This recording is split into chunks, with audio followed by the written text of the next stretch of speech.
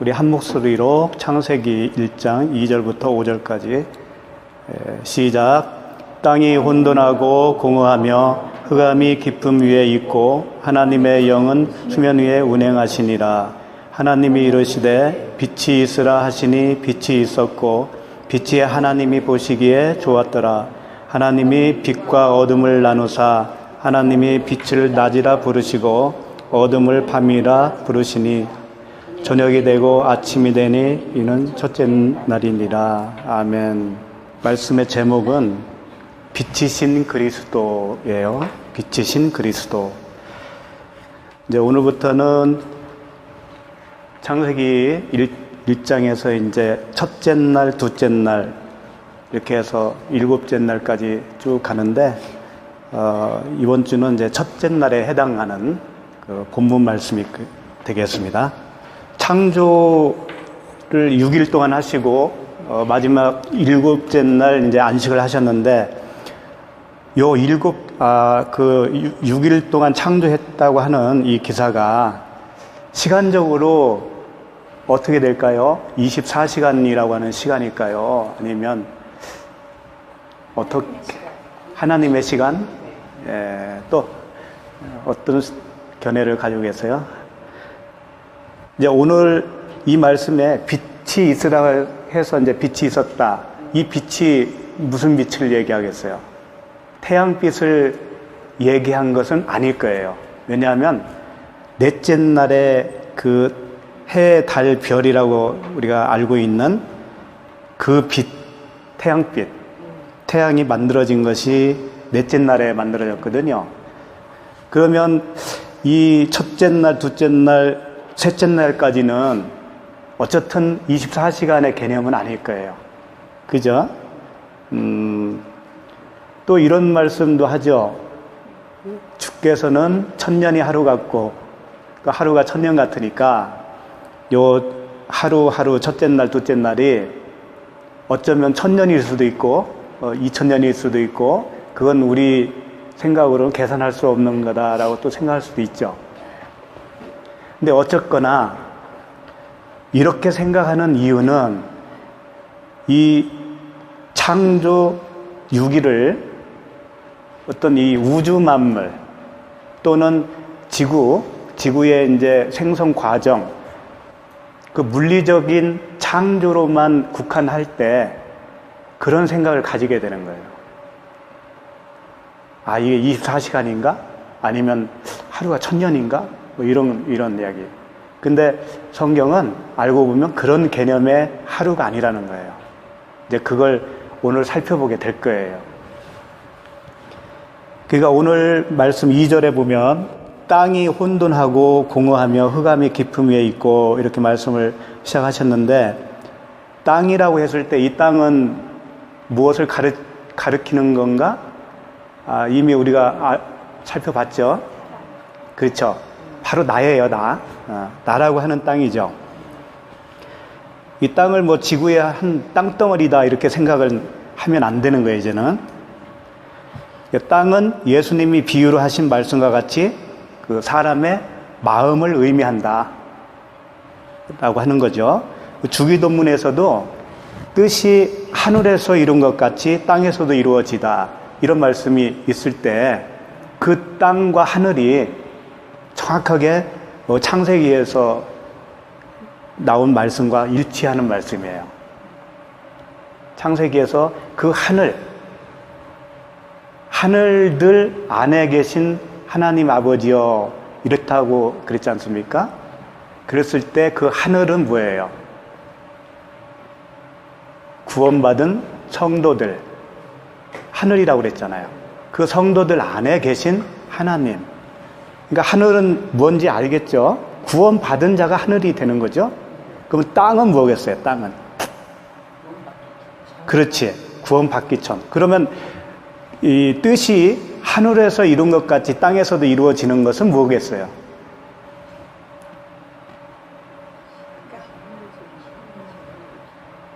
그러니까 하늘은 빛이신 그리스도를 통해서 누군가는 또 빛이 된 거잖아요. 그러면 아직 빛이 안 된 나는 그 뜻이 하늘에서 이룬 것 같이 땅에서도 이루어 달라라고 했을 때 나도 빛이 되게 해주세요. 그거잖아요. 그거예요. 그렇게 우리가 이해를 해야 말씀이 잘 풀어지는 거예요. 그런데 땅, 즉 인간의 그 상태가 우리의 이성적으로는 이해할 수 없는 상태로 지어졌다고 말씀하시는 거예요. 성경에. 2절을 다시 한번 보세요. 땅이 나죠, 나. 땅 하면 나예요. 내가 혼돈하고 공허하며 흑암이 깊음 위에 있다라는 거예요. 그러면 혼돈과 공허와 흑암이 뭘까? 어떤 상태일까? 그걸 사전적인 원어로 봐도 그 혼돈이라고 했을 때 혼돈은 토후거든요. 토후인데 텅 비어 있다. 형체가 없다. 그런 뜻이에요. 내가 그렇게 지어졌다라는 거예요. 내가 땅이 혼돈은 우리가 혼돈이라고 하면 이렇게 생각을 할 수가 있죠. 뭔가가 많이 있어서 이것이 어지럽고 뒤죽박죽되고 얽혀있는 상태를 생각하는데 이제 한글로 번역이 되어서 그런 건데 혼돈은 아니고 없음이란 말이에요. 그냥 nothing, 없는 거예요. 아무것도 없는 거. 그 다음에 공허를 보후라고 그래요. 보후라고 하는데 이것도 역시 텅 비었다. 텅 비어서 그 내용물이 없다. 그런 뜻이에요. 이해가 됩니까? 내가 이렇게 버젓이 살아있고 생각도 하고 일도 하고 하는데 내가 왜 텅 비어있지? 아무것도 없다고 그러지? 형체도 없고 내용도 없다고 왜 말씀하실까? 그게 이해가 안 간단 말이에요. 그러면 혼돈, 텅 비어있고 형체도 없고 그 다음에 공허 역시 텅 비어서 내용물이 없다. 그러면 그 안에 생명이 있는 거예요? 없는 거예요? 없는 거예요. 생명이 없는 거죠. 그래서 그걸 흑암이라고 그래. 흑암은 호세크라고 하는데요. 이게 이제 생명이 없다. 죽어 있다. 사망 그런 뜻이에요. 그러니까 이런 단어를 쓴 이유는 우리 인간은 하나님이 원래 짓기를 생명이 없는 존재로 지었다라고 하는 거예요. 그 생명은 당연히 어떤 생명을 말씀할까요? 하늘의 생명, 하나님만이 가지고 있는 그 생명을 얘기하겠죠? 예. 우선 이렇게 짓는 거예요, 우리를, 땅을. 그 흑암이라고 되어 있는 호세크가 나중에 4절 보시면 어둠을 나누사 그랬어요. 빛과 어둠을 나누사 할 때 이 어둠이 호세크예요. 그러니까 이 단어가 이제 어둠으로 번역이 된 건데 같은 겁니다. 그러니까 어둠, 그 다음에 흑암 같은 단어라고 생각하시면 돼요. 이 흑암이 어떤 상태인가를 잘 설명해 주는 말씀이 있는데 시편 107편 14절이에요. 제가 읽어 드릴게요. 흑암과 사망의 그늘에서 인도하여 내시고 그들의 얼거맨줄을 끊으셨도다. 이렇게 흑암과 사망의 그늘에서 인도했다라고 해요. 우리를, 이스라엘을. 그러니까 흑암은 사망이라는 단어와 같다라는 거예요. 그 사망인 상태가 흑암이라는 거예요. 흑암은 죽음, 사망 그 상태를 말씀하고 있는 거죠. 그러니까 우리 모든 인간은 이 영적 상태로 봤을 때 먼저 없음으로 지으셨다 이거예요. 땅을. 생명이 없는 그 없음으로. 그렇다면 우리 안에서 나오는 모든 것 있죠. 내 생각, 내 판단, 내 안에서 나오는 모든 말, 그것들이 뭐라는 거예요, 그러면? 없음이에요. 하나님 앞에서는 없음이라고 그게. 그래서 그걸 거짓말이라고도 해, 하나님이. 너 거짓말 하지 마. 아무리 인간이 옳은 말을 해도요, 그것은 거짓말이라는 거예요. 진리가 아니니까. 아무리 자기 몸을 불살라서 남을 도와준다 할지라도 그것은 없음이라는 거지. 아무런 그 구원과는 관계없는, 좀 속된 말로 하면 지랄이라는 거예요. 지랄. 그걸 너희들이 아느냐 이거지. 너희들이 그거 아냐? 근데 우리는 잘 몰랐잖아요, 그걸. 그냥 근사한 사람 또는 조금 나보다 잘난 사람에 비해서는 떨어질지 몰라도 그래도 나름대로 나는 괜찮은 사람이야 하면서 살고 있잖아요. 그러니까 이렇게 죽어있는 상태, 아무것도 없는 상태로 지었다라고 말씀을 하시면 듣는 우리는 기분이 좋을까요? 나쁠까요? 기분이 좋아요? 나빠요? 나빠요? 예. 왜 나쁠까? 나는 좋을 것 같은데. 한번 잘 생각해 보세요. 만약에 하나님이 우리를 뭔가 있음으로 지었다라고 칩시다. 하나님이 가치, 하나님이 판단하는 가치가 우리에게 뭔가 있다라고 부여를 해줬다고 칩시다. 그러면 그걸 가지고 우리는 사는 거죠? 그러면 하나님은 그 가치에 대해서 뭔가 찾으려고 할 거예요. 그죠? 예를 들면 은행에서 우리에게 돈을 빌려주면 이자라는 뭔가를 찾잖아요. 그죠?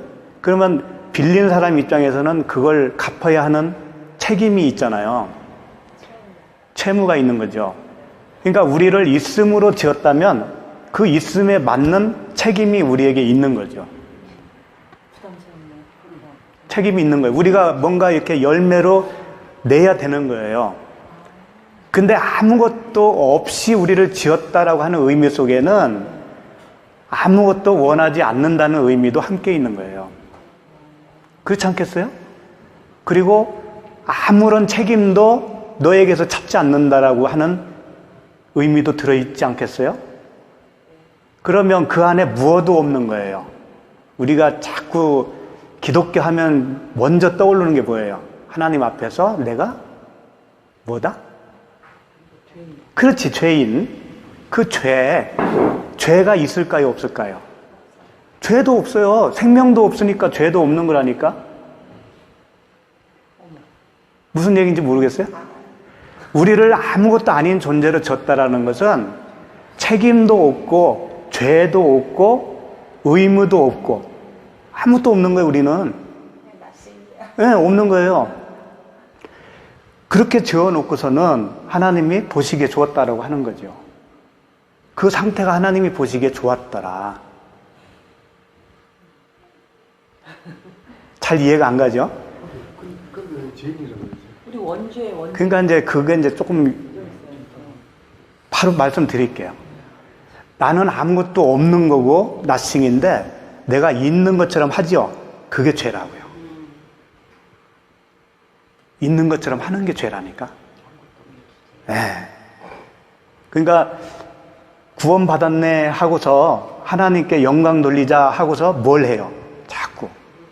뭘 자꾸 하죠? 그건 내가 있음이라고 하는 것을 드러내려고 시도를 하는 거잖아요. 그리고 교회 가서 그냥 먼저 죄인입니다 라고 했을 때 나름대로 죄가 뭐라고 하는 있을 거예요. 그걸 죄라고 생각하고 그걸 주님 앞에서 이제 회개한다고 하면서 자백을 한다고요. 그러면 그게 무엇가 있다라는 반증이 되냐면 너는 지금 있다라고 생각을 하는구나. 반증이 되는 거죠. 너는 지금 아무것도 없다고 하는데 하나님은 없다고 하는데 너는 계속 있다라고 하는 거구나. 근데 있으니까 그걸 가지고 하나님께 영광을 돌렸니 많으니 너는 그걸 따지고 있지 않니? 하나님 앞에서 뭘 잘했니 못했니? 이걸 따지고 있지? 그게 죄라는 거예요. 그게. 그러니까 원래 우리는 아무것도 없음을 아는 것이 하나님이 보시기에 좋았더라가 되는 거예요. 그 상태로 돌아가야 돼요, 우리는. 그게 자기가 부인한다 그런 얘기예요. 자기를 부인하고 누구든지 나를 따라오려거든 자기를 부인하라고 그랬죠. 자기 부인이 뭔가 하면 내 속에는 생명이 없구나 그렇게 깨닫는 거, 그렇게 인정하고 하나님 앞에서 그렇게 동의를 하는 상태, 없음의 자리로 그냥 돌아가는 거예요. 그게 자기 부인이라니까, 자기 부인. 근데 우리는 원죄가 이씨 태어났다고 자꾸 배운 것 같은데. 그렇죠. 이제 학습된, 애기도 원죄. 예, 학습된 죄의 관념이 그렇게 돼 있을 거예요. 예. 예. 그것도 이제 좀 다시 달라질 겁니다. 예. 그러니까 없음으로 지었다는 것은 복음입니다. 복음. 복음이잖아요. 내가 할 수 있는 건 아무것도 없으니까. 그게 복음이지 뭐겠어요? 하나님은 그걸 주셨어요, 우리에게. 그러면 우리가 없음으로 지었다라는 것은 또 어떤 의미가 있냐면 하나님이 너를 있음으로 해줄게 라고 하는 하나님의 약속이 들어있는 거예요.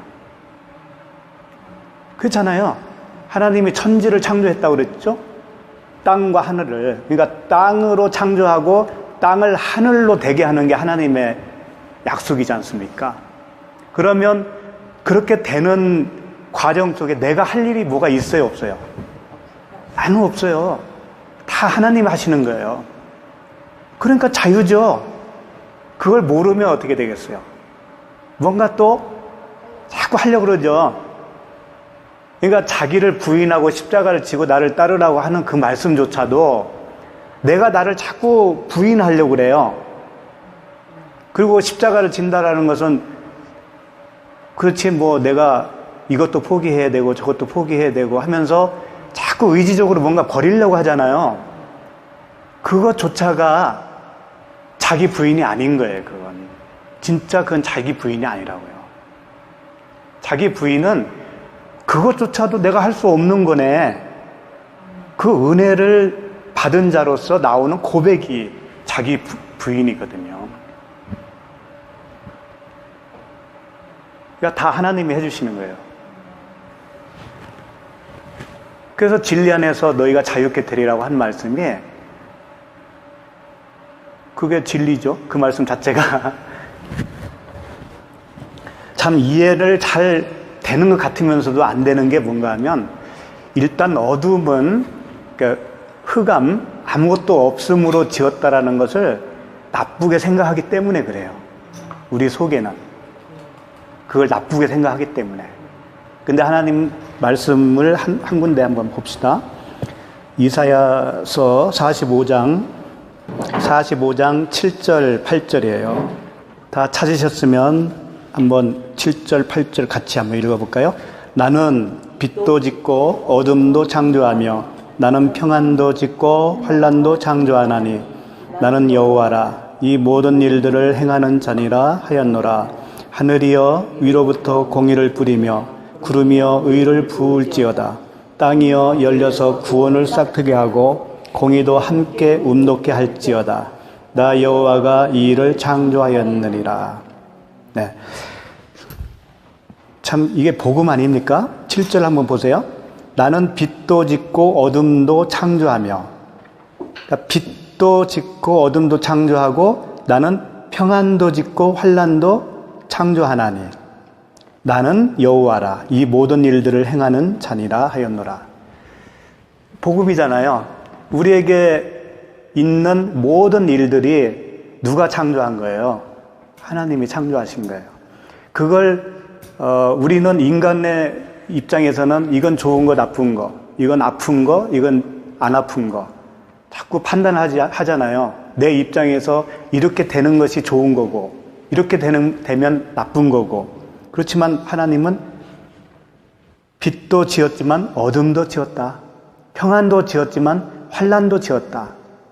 그걸 하나로 볼 수 있는 눈이 우리에게 이제 생겨야 되는 것이죠. 근데 이 땅은 없음으로 지었다고 그랬잖아요. 없음으로 짓고 그것을 하나님이 지은 이유가 있을 거예요. 없음으로 지은 이유, 텅 빈 생명이 없는 그런 상태로 지은 이유가 뭐겠어요? 그렇지. 없음을 알아야 있음이 뭔지를 알고, 그죠? 내가 배고픔이 뭔지를 알아야 배부름이 뭔지 알잖아요. 밤이 있어야 낮이 뭔지를 알잖아요. 그걸 가르치기 위해서 주시는 거라고요. 생명이 뭔지를 알기 위해서 생명 없음으로 지어주신 거예요. 그래서 생명 없음이 생명이 무언가를 알게 되잖아요. 그러면 하나가 되는 거예요. 그게 하나. 같은 거라고요. 없는 것과 있는 것이 같은 거라고요. 그때는.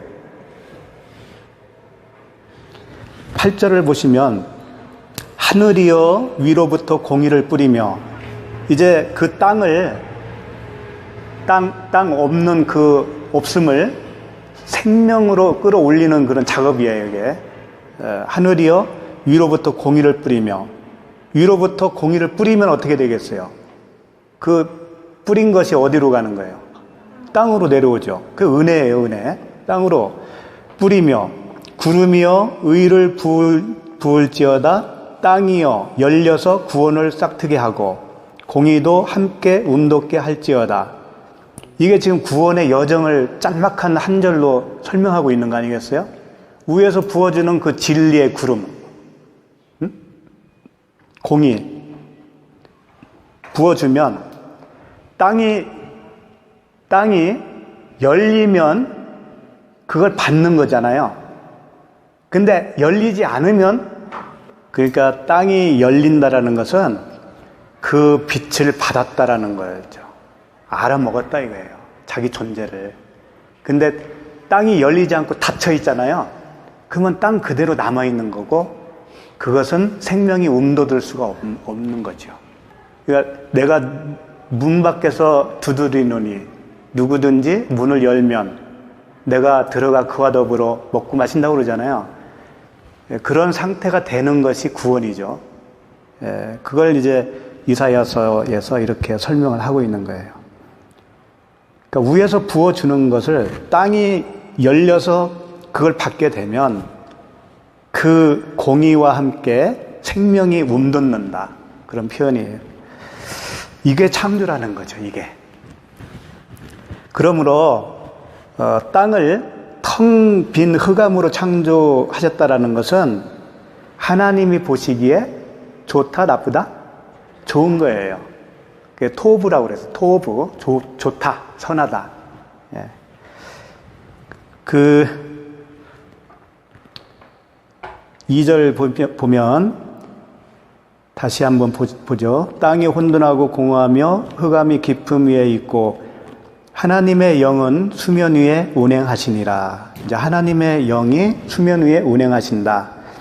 이게 바로 아까 방금 읽었던 위에서 그 내려주는 은혜, 성령으로 통해서 우리가 구원을 얻게 되는 그 하나님의 구원의 과정을 짤막한 이 한 절 속에서 설명하고 있는 거예요.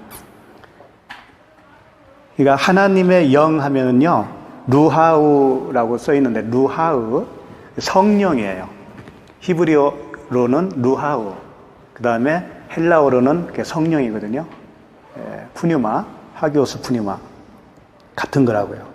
그러니까 성령께서 이 흑암, 없음으로 지어놓고 그 땅 위에 이렇게 운행하시는 거죠.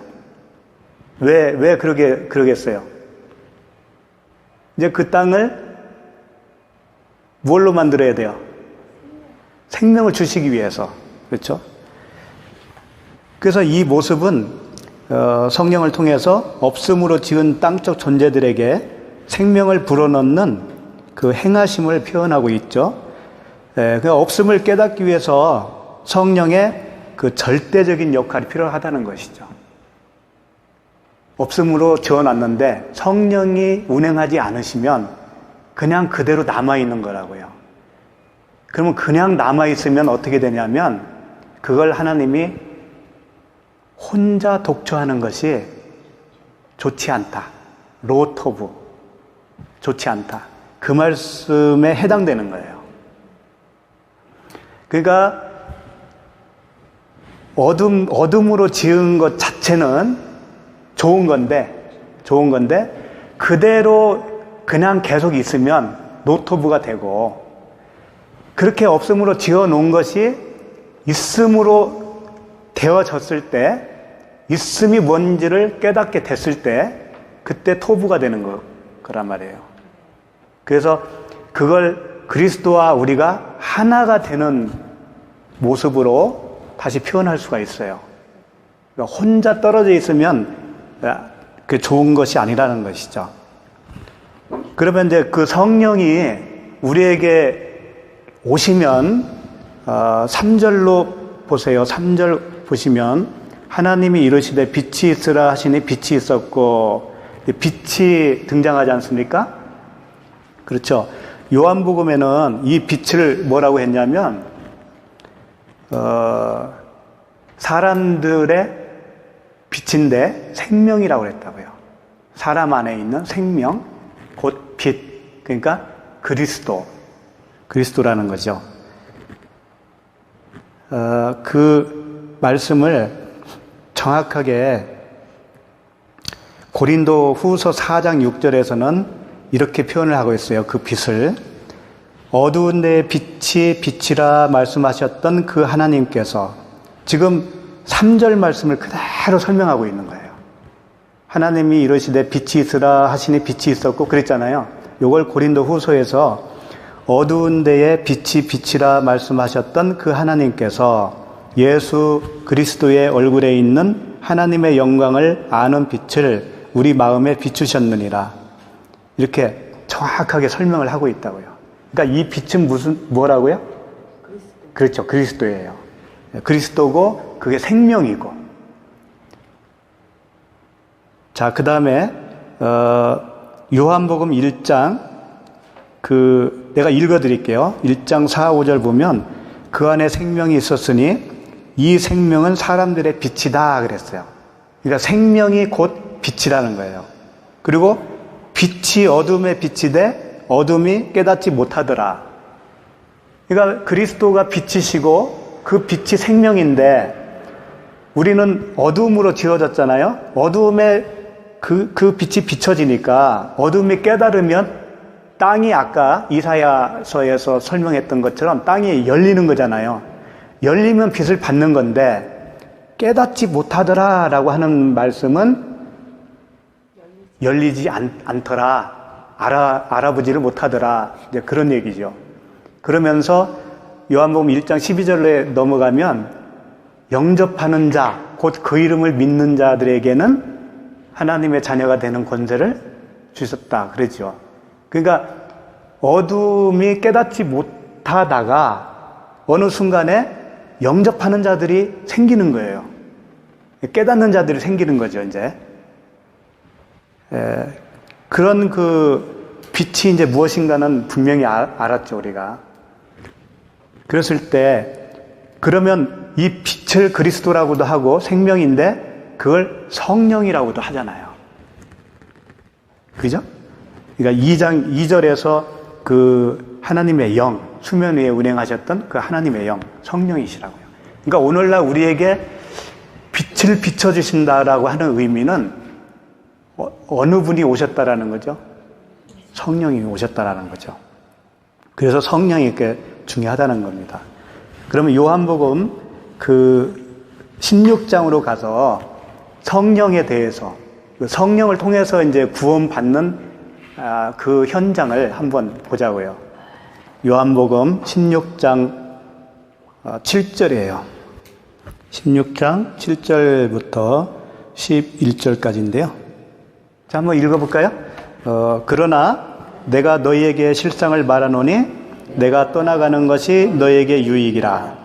내가 떠나가지 아니하면 보혜사가 너희에게로 오시지 아니할 것이요 가면 내가 그를 너희에게로 보내리니 그가 와서 죄에 대하여 의에 대하여 심판에 대하여 세상을 책망하시리라.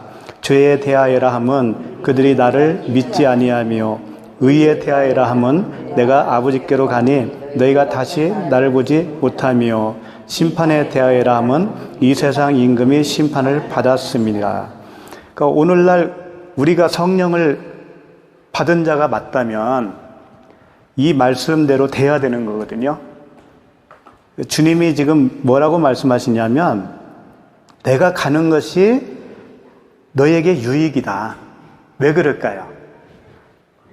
그 육체를 가진 주님도 육체를 가지고 있는 한은 우리에게 유익이 될 수 없다라는 거죠. 우리에게 생명을 줄 수 없다라는 거예요. 육체를 가지고 있는 한은. 왜 그럴까요? 그 그리스도가 내 안으로 들어와야 되는데 육체를 가지고 있으니까 못 오시지. 못 들어오시잖아요. 그 얘기예요. 예. 유익이라 내가 떠나가지 아니하면 보혜사가 너희에게로 오시지 아니할 터요. 그 보혜사가 누구겠어요? 성령님. 가면 내가 그를 너희에게로 보내리니. 그리고 나서 하신 말씀이 그가 와서 그 성령이 오시면 죄에 대하여 의에 대하여 심판에 대하여 세상을 책망하시리라. 그러니까 세 가지죠. 죄에 대하여 의에 대하여 심판에 대해서. 책망한다고 그랬는데 이 책망이라고 하는 엘렌코라고 하는 단어는 뭐 야단치고 이런 뜻이 아니에요. 내가 알아들을 때까지 가르친다라고 하는 그 의미가 있어요. 집요하게 알아들을 때까지 가르친다. 얼마나 좋은 단어예요. 책망은 막 어떤 야단 맞는다, 좀 부정적인 면이 있잖아요. 그런 뜻이 아니에요. 그러니까 성령이 오시면 누구든지 이걸 알게 된다라는 거예요. 이거 알 때까지 가르쳐 주신다라는 거죠. 그런데 그 세 가지가 무언지를 아예 말씀을 하시고 가셨어요. 예수님이. 죄에 대하여라 함은 그들이 나를 믿지 아니하며 그랬어요. 그러니까 죄가 뭔지를 여기서 딱 단적으로 주님이 못을 박았잖아요. 그죠? 죄에 대하여. 예수를 믿으면 죄가 없는 거고 안 믿으면 죄가 있는 거잖아요. 근데 주님이 여기서 죄에 대해서 의에 대해서 심판에 대해서 쭉 설명을 하셨어요. 하셨는데 그러면 이 설명하신 대로 우리가 알아들으면 성령이 오실 필요 없잖아요. 예수님이 이미 다 말씀하고 가셨으니까. 그렇다면 이 말씀하신 이 내용이 이 문자대로 받을 수 있는 그런 내용이 아니라는 것쯤은 추측할 수 있죠. 성령을 받지 않고서는 이해할 수 없는 내용이라는 거예요, 이게. 주님이 풀어서 설명했을 망정. 그러니까 한번 생각해 보세요. 예수 그리스도를 안 믿는다는 것이 죄라고 했는데, 그럼 믿는다는 것은 뭘까? 그 설명하실 수 있나요? 어떻게 하는 게 믿는 거지? 그러니까 우리도 지금까지 몇십 년 교회 다니시면서 이제 그 과정 속에 예수를 믿는다고 하지 않았습니까? 그죠? 한 1년 정도 다니고 나서 그런 말을 하게 됐는지 잘 기억은 안 나는데 아마 1년 만에 저 같은 경우는 세례를 받았거든요. 그러니까 그때 아마 예수 믿는다고 고백을 했을 거예요. 그러면 내가 믿는다고 하는 그 고백을 얘기하는 건가? 아니면 나 기독교인이에요, 나 교회 다녀요 하는 걸 말하는 걸까? 영접하는 거? 그 영접을 한다는 것이 뭘까? 어떻게 영접을 하지? 수긍하는 거. 아, 수긍하는 거? 말씀에 대해서? 예. 그 만약에 그 말씀을 오해했다면 어떻게 되지? 오해해서 수긍을 했다면? 깨닫게 하시겠죠? 오해해도. 예. 그리스도가 하나 되는 거죠. 하나 되는 거. 그렇지, 결국은 그거예요. 그러니까 내가 믿는다라고 하는 것은 의미가 없어요. 예, 그러니까 우리가 좀 착각하고 있는 게 자녀들이 아침에 일어나자마자 어머니, 아버지한테 가서 당신이 우리 부모인 줄 내가 믿습니다 라고 고백을 하는 것이 오늘날 기독교인들이 하는 그런 행태라고요. 믿으면 믿는다는 얘기를 할 필요가 없어요. 그렇잖아요. 기도한 대로 될 줄로 믿습니다 막 그러잖아요. 힘줘서. 그것은 믿지 못하다는 얘기예요. 그게 믿음이 있는 것 같지만 밤새도록 기도하는 게 믿음이 있는 것 같아요? 옛날에 믿음 있는 것처럼 보여요. 그렇죠. 주님이 줄지 안 줄지 모르니까 그냥 때를 쓰는 믿음이 없으니까 그냥 때를 쓰는 거죠. 근데 그걸 겉으로 보기에는 믿음이 있는 걸로 보이잖아요. 그래서 우리는 속을 수가 있는 거예요. 더군다나 금식을 하면서 때를 쓰면 더 한다고요. 예수님이 배에서 이렇게 주무실 때 풍랑이 일으니까 막 깨우잖아요. 그러니까 오늘날로 말하면 기도한 거잖아요, 기도. 그러면서 기도로 주님이 주무시는 걸 깨워야 된다 그러잖아요. 근데 주님이 일어나셔서 뭐라고 그랬어요? 그렇지. 책망을 받았잖아요. 믿음 없다고. 잘 생각해야 돼요. 그러니까 이 예수 그리스도를 믿지 않는 것이 죄라고 했을 때 어떻게 되는 것이 정말 믿는 거고 어떻게 되는 것이 믿지 않는 거냐. 그것은 이 믿음이라고 하는 단어 속에 힌트가 있어요. 피스티스라고 하는 믿음에서 파생된 같은 단어예요. 피스티오. 믿음인데 이것은 인간에게 없어요. 인간에게는 없다고요. 우리는 아무것도 없는 거라고 했잖아요. 예. 그냥 텅 빈 거라고 했잖아요. 근데 자꾸 내가 믿는다고 하는데 그러면 내가 믿음이라는 게 내가 있었다라는 얘기가 되는데 그 말이 안 맞죠? 그러니까 믿음이라고 내가 예수님을 믿는다고 하는 정말 고백을 하려면 그 믿음을 가지고 있는 자가 나에게 들어오셔야 된다는 거지. 그러니까 결국은 같은 얘기를 이 세 가지로 나눠서 설명했다고 볼 수가 있어요. 내가 너에게 들어가야, 내가 믿음을 가지고 너에게 들어가야 비로소 네가 나를 믿는 자가 되는 거야. 그걸 설명하고 있는 거거든요. 그러니까 그냥 나 예수 믿어요 이 말 가지고는 믿는다고 볼 수가 없는 거죠. 그 다음에 이제 의에 대하여라 함은 내가 아버지께로 가니 너희가 다시 나를 보지 못하며 그랬어요. 그러니까 예수님이 아버지께로 가는 것이 의라고 지금 말씀하신 거거든요. 이게 무슨 뜻일까요? 그렇죠. 아버지께로 가서 내가 너희들 앞에서 사라지는 것이 의라는 거예요. 너희들이 나를 안 보는 게 의라는 거예요. 그러니까 예수님은 그 육체라고 하는 예수님은 보이는 성전이에요. 자기를 성전이라고 그랬잖아요. 그러니까 보이는 성전은 없어져야 된다는 거예요. 보이는 성전이 있는 한은 네가 성전이 돼야 되는데 성전이 될 수 없잖니. 그러니까 예수님은 자기 육체라도 그 보이는 성전을 허시는 거예요. 사람이 지은 그 성전도 허시고 자기라고 하는 육체도 십자가에서 허시는 거예요. 허셔야 눈에 보이지 않는 성전을 지을 수가 있는 거죠. 그래서 십자가에서 그 보이는 성전이 찢어지는 거예요. 그게 무슨 의미인가 하면 너희들이 지금 보이는 존재로 있지, 내가 이 보이는 것이 다라고 생각을 하잖아요. 그 모든 그 보이는 내 육체를 위해서 살잖아요. 가치관도 거기에 다 포함이 되어 있고. 그게 율법이라고요. 한마디로 말하면 그 율법을 찢는 거죠. 예수님이. 그걸 찢어야 정말 네 안에 보이지 않는 하나님의 성전이 건축이 되는 거야. 그걸 예수님이 이 땅에 오셔서 이루고 가시는 거란 말이에요. 가셔야만이 그게 완성이 되는 거죠. 근데 베드로는 주여 그럴 수 없나이다 하면서 붙잡았잖아요.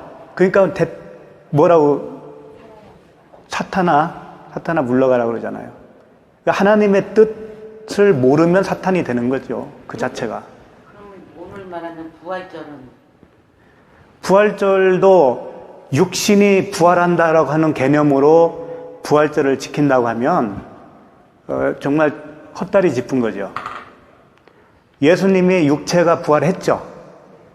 그것은 부활의 개념이 무언가를 예수님이 샘플로 보여주신 거라고요.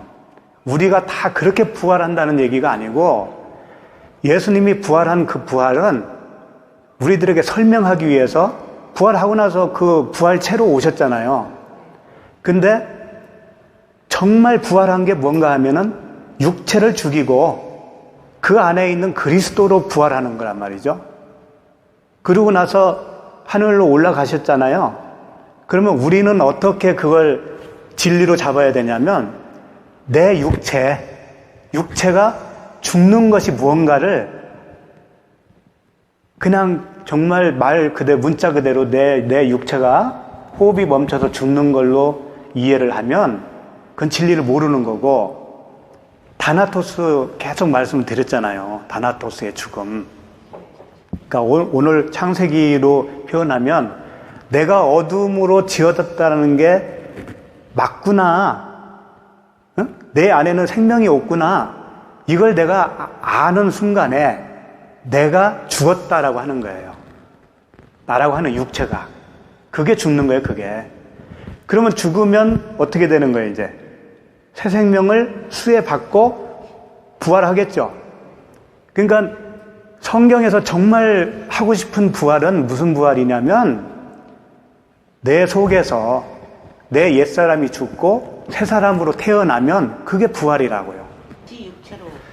그러니까 성경 말씀이 그렇게 오해할 수 있게 또 쓰여져 있기도 해요. 그렇지만 육체의 부활이라고 했을 때 몸의 부활이라고 하잖아요. 몸의 부활이라고 했을 때는 그 몸을 우리가 어떻게 오해를 했냐면 이 살덩어리를 몸이라고 생각했기 때문에 그래요. 그 몸은 사륵스가 아니고 사륵스는 이 육체 살덩어리를 얘기한다면 소마거든요. 소마는 내 육체 안에 있는 내 영을 말하는 거예요. 그러니까 혼적인 나, 내가 죽고 그 푸뉴마로 살아나는 거, 영으로 살아나는 거. 그게 진정한 부활인 거예요. 그게. 그러니까 그 부활절이다, 뭐 크리스마스다 이런 절기들이 우리에게 다 있지만 사도 바울은 그 절기를 다 폐했다고 그랬는데 너희들이 그걸 다시 지키면 내가 허전한 거 아니겠냐. 그런 말씀까지도 했잖아요. 그러니까 종교 개혁이 오히려 그런 그 절기를 부활시켰다는 얘기도 있어요. 없던 것까지도 이렇게 넣어가지고 뭐 감사절이니 무슨 절이니 막 해가지고 많이들 하잖아요. 그러니까 진정한 부활은 내 안에서 내가 이 세상에 살아있는 동안에 일어나는 거예요. 생명이라는 것도 개념을 우리가 자칫 잘못하면 그렇게 죽은 다음에 얻는 어떤 그 생명을 생각을 하는데 네, 거듭났다라고 하는 말 속에 다 포함이 돼요. 거듭나는 것이 부활이고 거듭나는 것이 새 생명을 받은 거고 그래요. 그걸 오해하면 자꾸 뭘 이렇게 요란스럽게 밖에서 뭘 하려고 그래요. 내 안에서 하려고 하는 게 아니고 밖에서. 그런 부분도 좀. 자, 그 다음에 심판에 대하여라 하면 이 세상 임금이 심판을 받았습니다. 이게 무슨 뜻일까요? 심판에 대하여라면 이 세상 임금이 심판을 받았다. 그러니까 예수님이 오시기 전에는 심판을 받지 않았다는 얘기가 되잖아요. 예수님이 오셔서 이제 이 일을 하시는 거죠. 그 십자가에서 다 이루었다라고 하셨지 않습니까? 그러면 이 세상 임금이 누구냐 이거예요. 율법. 다 맞았어요. 두 분 다 맞았어요. 예수님도 예수님이라고 할 수가 있어요. 네. 율법도 율법이라고 할 수, 다 맞는 거예요. 율법이 나잖아요, 나. 나라고 하는 육체가 율법이 되고, 나라는 존재를 구원하기 위해서 오신 예수님이 그 율법 아래로 오셨다고 그러잖아요. 율법 아래로 오셨어요. 그리고 이제 우리가 죄인이라고 봤을 때 죄인을 구원하기 위해서 어떻게 오신 거죠? 그분이 죄인이 되어서 오신 거죠. 예. 그러니까 율법이 되어주신 거고, 죄인이 되어주신 거고, 사망이 되어주신 거고, 저주가 되어주신 거예요. 그래서 그리스도를 어떻게 표현했냐면 여자에게서 나시고 율법 아래에 나심은 이렇게 설명을 하죠. 그러니까 여자에게서 났다라는 것과 율법 아래에 났다는 것이 같은 얘기라는 거예요. 그러면 여자에게서 났다라는 의미는 뭘까요? 동정녀 마리아에게 나셔서 여자니까 우리가 여자잖아요. 그렇지. 네. 그 네케바, 씨가 없는 네케바, 우리. 그래서 심판에 대하여라 하면 이 세상 임금이 심판을 받았다라고 했을 때 주님 자신이 그 세상 임금이 되어서 자신이 십자가에서 심판을 받는 거예요. 그러면 그 심판은 나에 대한 심판이니까 나도 거기서 심판을 받은 것이 되잖아요. 그래서 그리스도와 함께 십자가에 못 박혔나니 이런 말씀이 되고, 결국은 그 세상 임금은 밖에 어디에 있는 게 아니고 공중 권세 잡은 자가 어디 밖에 있는 데가 아니고 누구라고요? 나예요, 나. 내가 심판을 받은 거예요. 그러면 그 어둠인 줄 모르고 살았던 내가 그 심판을 받았다라는 것은 이제 열릴 수 있다라는 거예요. 그게 길이 열렸다라는 거예요. 그 심판을 받았기 때문에. 그래서 그리스도가 이 땅에 오셨어야 하는 거죠. 그분이 오시지 않으면 어둠은 어둠으로 그대로 남았을 거예요. 응? 그런 그 복음의 메시지가 있죠. 자, 다시 창세기 1장으로 돌아가서 3절에 보시면 하나님이 이르시되 빛이 있으라 하시니 빛이 있었고, 4절 빛이 하나님이 보시기에 좋았더라 하나님이 빛과 어둠을 나누사 그러죠. 갑자기 그 빛과 어둠을 나눴어요. 왜 그랬을까요? 아까 그 흑암이 땅을 흑암으로 지었다라고 했죠. 그 땅이 어둠이라고 그랬어요. 어둠. 똑같은 거예요. 흑암이 어둠이라고 그랬죠. 그러면 그 어둠은 어디서 나온 거예요? 나눴다 했으니까. 빛에서 나온. 그렇지. 원래 빛이었다라는 거지. 원래 빛인데 그걸 어둠, 빛 이렇게 나눴다라는 거예요. 나눴어요. 그러니까 홀로 있는 것이, 독처하는 것이 좋지 않다라고 했지 않습니까? 근데 나눈 상태가 자체가 나쁜 게 아니고 그걸 못 알아먹는 게 나쁜 거예요. 그걸 알아먹게 하는 것이 이제 성령이 하시는 일이고, 그러면 이 하나님이 빛이 좋다라고 하시면서 갑자기 이렇게 빛과 어둠으로 나눴는데 그 나눈 이유가 있었을 거 아니에요. 시편에 보면 제가 읽어드릴게요. 139장 12절에 보면 주에게서는 흑암이 숨기지 못하며 밤이 낮과 같이 비추이나니 주에게는 흑암과 빛이 같음이니이다. 일단 흑암과 빛이 같다라고 분명히 말씀하시는 거죠. 그러니까 흑암은 빛의 다른 이름이라고 볼 수가 있죠. 흑암은 빛의 다른 이름이다. 그러니까 우리가 나는 어두움이다 라고 했을 때 결코 나쁘지 않다라고 그랬죠. 어두움을 나쁜 존재로 지었다라는 게 아니에요. 빛의 다른 이름으로 지어놓은 거라고요. 그런데 그걸 모르고 있으면 그게 죄라는 거지. 그게 어둠이 되는 거예요. 진짜 어둠이. 그러니까 흑암은 빛의 다른 이름이고 흑암이 있어야 빛을 설명할 수 있잖아요. 그래서 흑암과 빛을 나눈 거고 배고픔을 알아야 배부름을 알 수 있듯이 또 병든 것이 뭔지 알아야 건강한 게 뭔지 알잖아요. 그와 같이 그 빛을 설명하기 위해서 빛이 아닌 그 반대적 개념으로 우리를 지었다라는 거예요. 이렇게 서로를 설명하기 위해서 존재하는 것이지 좋은 거 나쁜 거 이렇게 구분한 게 아니라는 거예요. 그래서 이제 4절 보시면 3절에 보시면 빛과 어둠을 나눴다고 그랬잖아요. 이 나눴다라고 하는 그 단어가 바달이라고 하는데 바달은 이것은 나쁜 거, 이건 좋은 거 이런 구분이 아니에요. 그런 뜻이 아니고 어둠은 어둠대로 의미가 있고 빛은 빛대로 의미가 있다. 좋고 나쁨이 아니고 그 의미를 서로 나눴다라고 하는 거죠. 그런 의미로서의 나눴다라고 하는 거예요. 그러니까 그 나눴다라고 하는 말씀이 1장 7절에도 있어요. 하나님이 궁창을 만드사 궁창 아래의 물과 궁창 위의 물로 나뉘게 하시니 그러죠?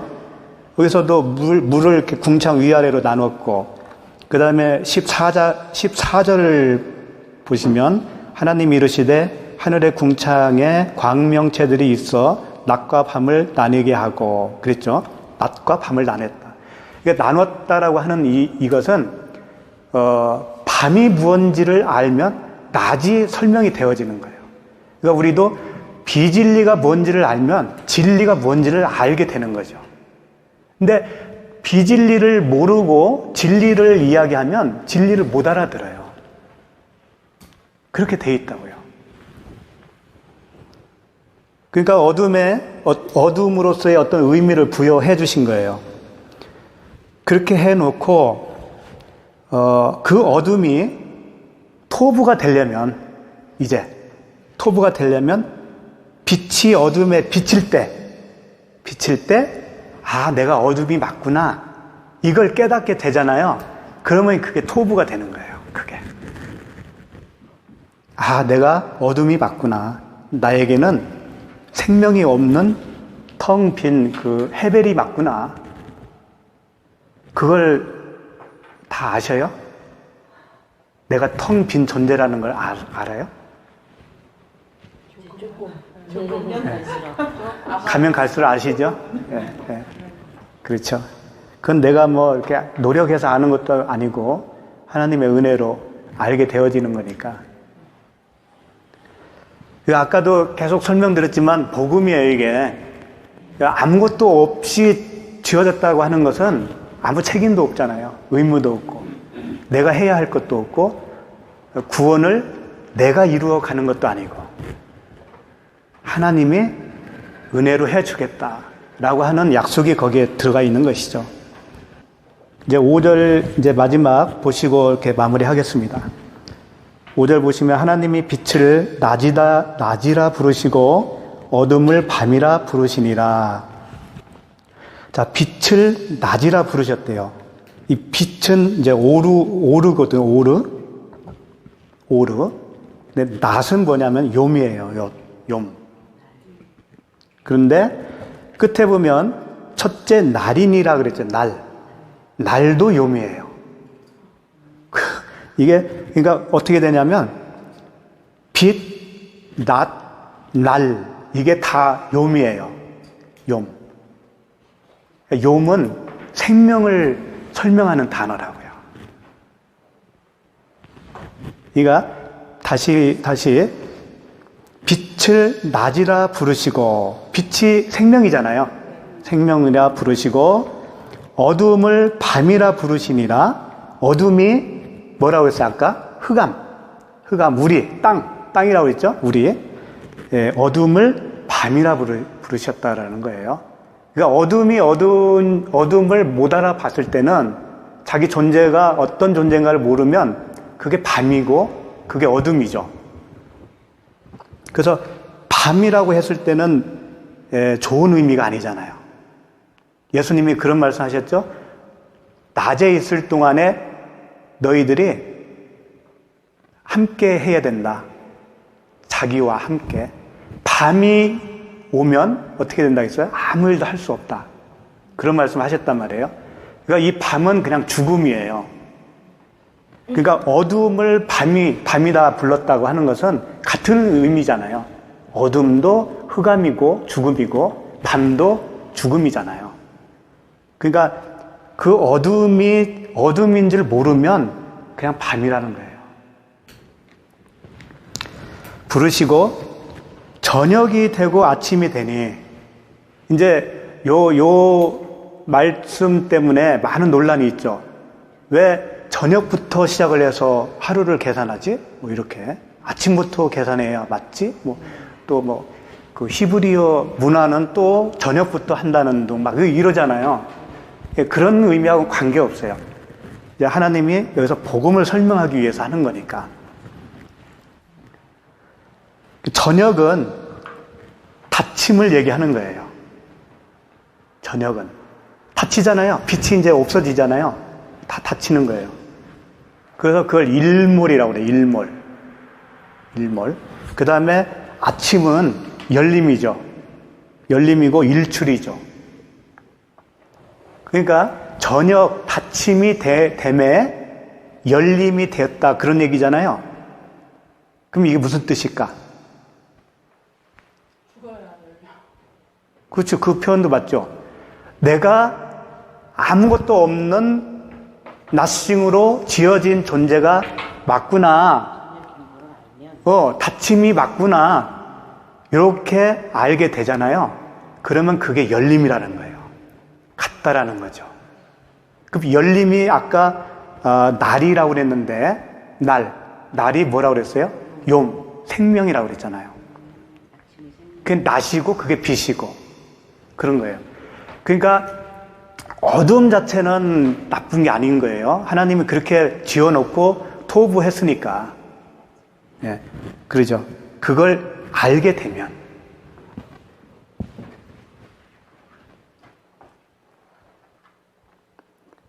이 첫째 날이라고 했을 때는 그 어둠이 뭔지를 알고 생명이 되어서 그 한 날, 첫째 날이라고 하는 날을 이제 살게 되겠죠. 둘째 날도 마찬가지고, 꼭 첫째 날, 둘째 날 그게 중요한 게 아니고 새로운 날을 살게 되었다. 그게 부활 아닙니까? 그렇게 되어야 부활이잖아요. 우리가 새로운 날을 사는 거예요. 예. 그러니까 결국은 어둠, 그 저녁, 밤, 그것도 생명이에요. 참 어렵죠. 아까는 생명이 없다고 했는데, 하나님은 없음이라고 하는 생명으로 지어놓고 빛은 있음이라고 하는 생명으로 지어놓은 거예요. 어둠과 빛은 하나라고 그랬잖아요. 그러니까 없음과 있음은 같은 거라는 얘기예요. 근데 그걸 모르면 없으면 없음대로 남고 있으면 있음대로 남겠죠? 그러면 그건 노토부. 그래서 그리스도와 우리가 연합을 이루어야 된다고 하는 것을 자꾸 강조하잖아요. 하나가 되어야 된다.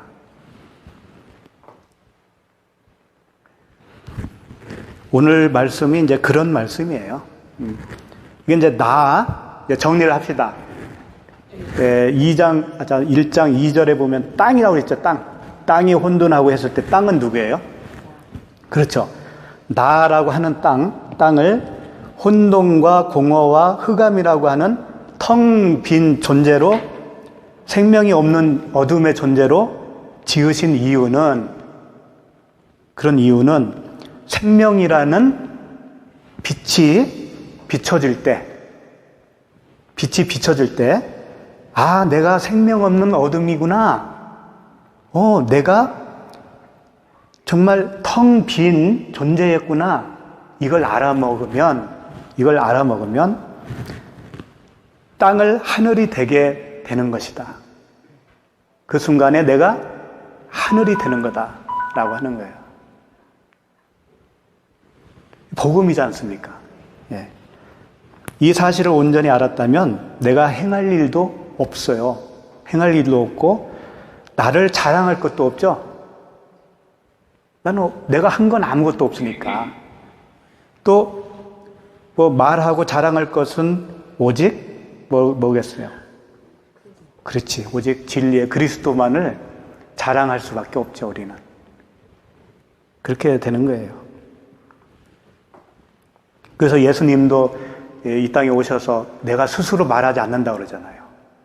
내가 하는 것도 내가 스스로 하는 거 아니야. 말하는 것도 스스로 말하는 게 아니라고 그러잖아요.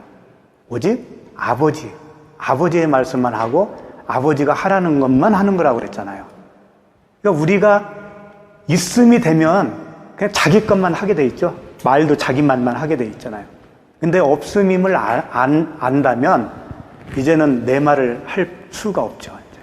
그리스도께서, 아버지께서 주시는 말씀만 하게 돼 있다고요.